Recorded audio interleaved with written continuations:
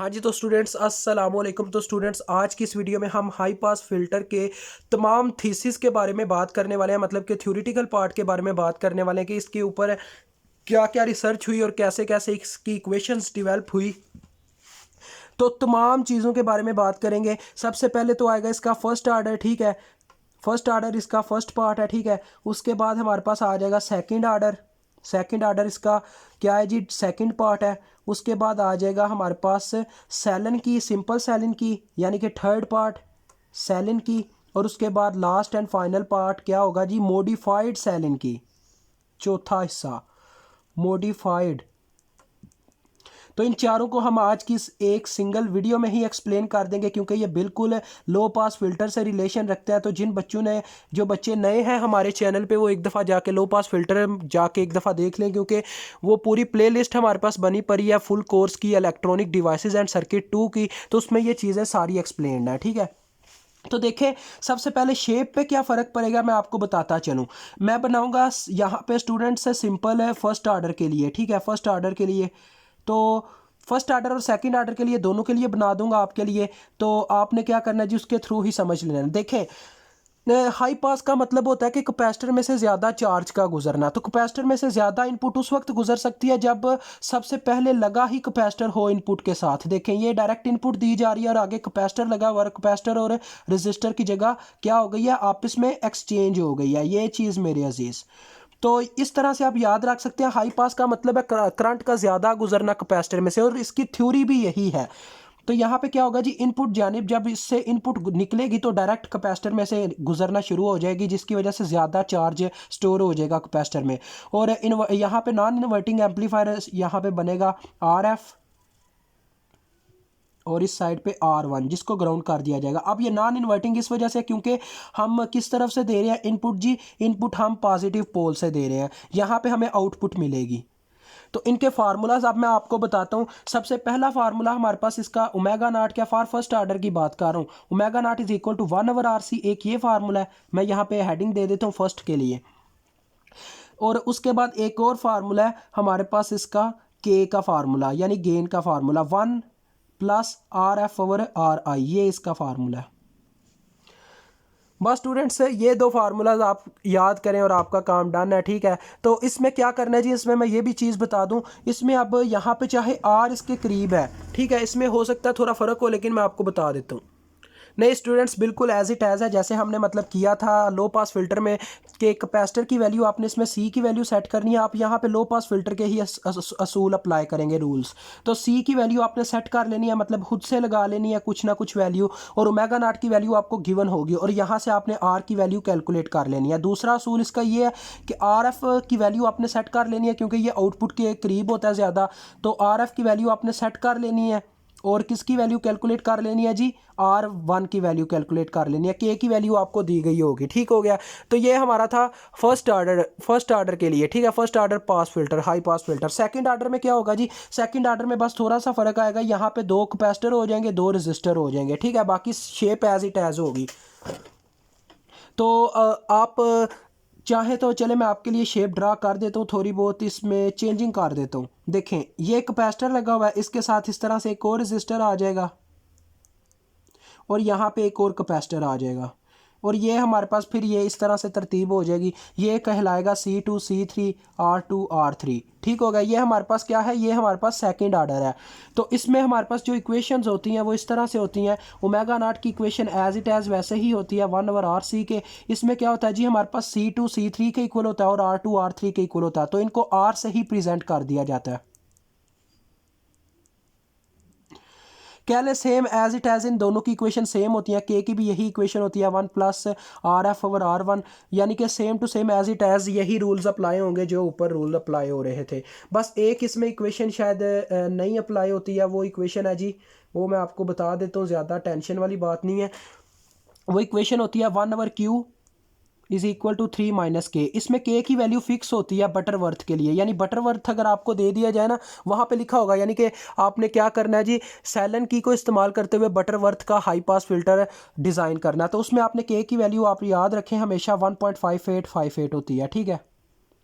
अब उसके बाद बारी आ जाती है सैलन की, यूनिटी गेन सैलन की। तो यूनिटी गेन से पता चलता है के हमारे पास गेन ही होती है। तो उसका सर्किट कुछ इस तरह से होगा, देखिएगा ज़रा।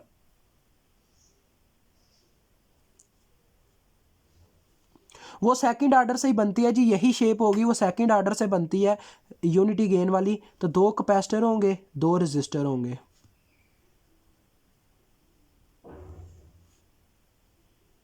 एक यहाँ पे लगा होगा, एक यहाँ पे।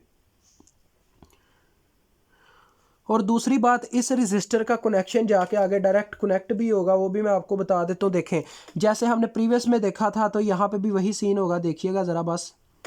ये इस तरह से आपस में कनेक्ट होंगे और ये नीचे से ग्राउंड होगा, ठीक है। और इसका आउटपुट के साथ रिलेशन होगा, देखिएगा V0। यहाँ पे हमारे पास आएगा जी यूनिटी गेन है, तो यूनिटी गेन में ये हमारे पास डायरेक्ट कनेक्टेड होता है शॉर्ट होके, ठीक है जी, ये शॉर्ट होता है।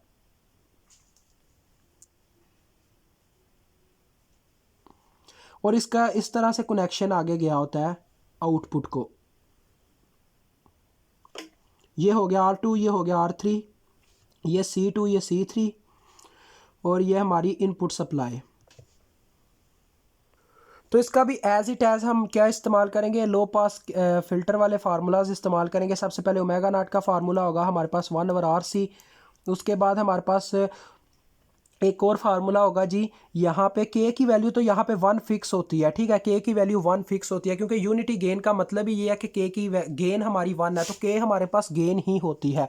और उसके बाद दूसरी बात, आपको मैंने इक्वेशन बताई थी कि R2 क्या है जी, R2 के साथ कैपेसिटर कनेक्टेड है, तो कैपेसिटर दुगना असर पहुंचा रहा है V0 को, आउटपुट को। लिहाजा C2 की जो इक्वेशन होगी वो 2 टाइम्स होगी C3 के बराबर। और जो आपके पास यहाँ पे ये जो C है, इसकी वैल्यू आप इस तरह से निकालेंगे √C2 और C3, ठीक है जी। और आपने इसमें क्या करना है जी, इसमें आपने C की वैल्यू निकाल लेनी है यहाँ से, और ओमेगा नॉट आपको गिवन होगा, तो उससे आपने R की वैल्यू कैलकुलेट कर लेनी है। यही चीज़ है, और कोई इसमें ज़्यादा रॉकेट साइंस वाली बात नहीं है। मुझे उम्मीद है आप ये कर लेंगे। अब चौथा और लास्ट एंड फाइनल पार्ट ये है कि इसका मॉडिफाइड सैलन की कैसे बनाते हैं। इसमें ये होता है जी, ये रजिस्टर के थ्रू आगे काम जाता है। देखें, इस तरह से एक रजिस्टर लगा होता है R4, और इसके साथ एक और रजिस्टर ऐसे कनेक्टेड होता है R5, लेकिन ये इनपुट पहुंचाता है R4 के थ्रू। तो R5 रजिस्टर और इसके होने की वजह से जो मॉडिफाइड सैलन की बनती है, उसमें एक थोड़ा सा फ़र्क आता है। उसमें फार्मूलाज आपके पास यही होंगे स्टूडेंट्स, ये 4 फार्मूलाज एज इट एज होंगे, लेकिन के का फार्मूला डिफरेंट होगा। उसमें के की जगह फार्मूला ये होगा 1+RF/R1। आपको इस फार्मूले से काम चलाना होगा। और उसके बाद आपके पास इक्वेशन होगी XK = 1.5858, जो वैल्यू मतलब बटरवर्थ में सिर्फ के लिए होती है, इसमें XK के लिए होती है। और X क्या चीज़ है जी, X इनके ऊपर अप्लाई होने वाला वोल्टेज डिवीजन रूल की इक्वेशन है। R4 डिवाइडेड बाय, मतलब इसके क्रॉस हम वोल्टेज चेक करना चाह रहे हैं कि कितने वोल्टेज रास्ते में लॉस होता है और आउटपुट तक कितने पहुंचते हैं। तो उस लिहाज से ये इसका फार्मूला बनता है, यानी कि ऊपर वाली रेजिस्टेंस ये और नीचे ये। तो R4 आपने वैल्यू सेट कर लेनी होती है। अब मैं सेट वैल्यूज़ के बारे में बता दूं, R4 + R5 की वैल्यू आपने 10 किलो ओम या 10 किलो ओम से ज़्यादा की सेट कर लेनी होती है, ठीक है। और X की वैल्यू आप यहाँ से निकाल लेंगे, क्योंकि K की वैल्यू गिवन होती है। और इस केस में आपने क्या करना है जी, RF जो होता है ना, वो करीब होता है। उस केस में हमारे पास ये दोनों रजिस्टर दोबारा एक्टिव हो जाते हैं, RF और R1 इस तरह से सेट हो जाते हैं। ये मैंने सारी मॉडिफाइड सैलन की बना दिया शेप। तो इसमें आपको RF की वैल्यू सेट करनी होगी, क्योंकि ये आउटपुट के ज़्यादा करीब होती है। मैंने इसको ज़्यादा एक्सप्लेन किया हुआ है लो पास फिल्टर के केस में, तो आप वहाँ से समझिएगा, ज़्यादा समझ आएगी। RF की वैल्यू सेट करके कुछ भी वैल्यू सेट कर लेनी है, और R1 की वैल्यू कैलकुलेट कर लेनी है, ठीक हो गया जी। उसके बाद आपको जब RF और K की वैल्यू गिवन होगी, X की आप मालूम कर लेंगे, इसकी सेट कर लेंगे, आपका काम तकरीबन डन हो जाएगा। सिर्फ एक केस रह जाता है पीछे कि आप इस R की वैल्यू कहाँ से लाएंगे। ओमेगा नॉट की वैल्यू तो दी गई होगी, R की वैल्यू आपको निकाल के C की वैल्यू निकालनी होती है। तो R की वैल्यू के लिए इक्वेशन एक आती है हमारे पास, 10 times of R4 = R divided by 2, यानी कि 20 R जो होता है हमारे पास वो 20 टाइम्स का बराबर होता है R4 के, 20 टाइम्स ऑफ R4 की वैल्यू। अब आप पूछेंगे सर कहाँ से निकालेंगे, देखें काफ़ी सिंपल है। इस इक्वेशन से आप पहले X की वैल्यू निकाल चुके होंगे। आपने क्या करना है जी, यहाँ पे X की वैल्यू पुट करनी है और इनकी वैल्यू सेट करनी है 10 किलो ओम को इससे ज़रब देनी है, R4 की वैल्यू आ जाएगी। तो स्टूडेंट्स बस इतना सा काम था, मैंने एक्सप्लेन कर दिया इनके थीसिस बहुत ही शॉर्ट फॉर्म में। ये बस आप एक कैप्सूल समझ लें, आपके लिए कैप्सूल, आपने कैप्सूल खाना और आपके मर्ज़ की दवा आपको मिल जाएगी।